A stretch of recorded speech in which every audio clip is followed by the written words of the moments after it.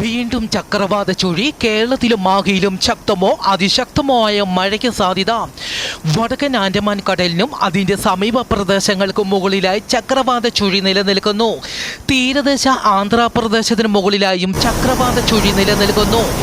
മധ്യകിഴക്കൻ അറബിക്കടലിനോട് ചേർന്ന് ഗോവ തീരത്തിന് മുകളിലായും ചക്രവാത ചുഴി നിലനിൽക്കുന്നു.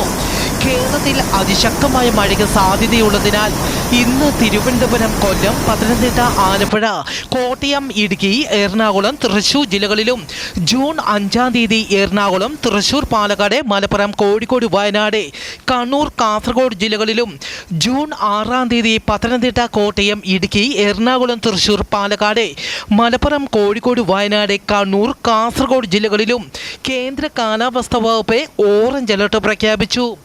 ജലാശയങ്ങളോട് ചേർന്നുള്ള റോഡുകളിലൂടെയുള്ള യാത്രകളിൽ പ്രത്യേകം ജാഗ്രത പാലിക്കണമെന്നും അറിയിച്ചു.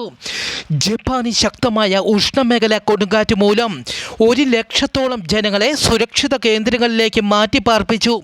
ഏകദേശം 900-ഓളം വിമാനങ്ങൾ റദ്ദാക്കി.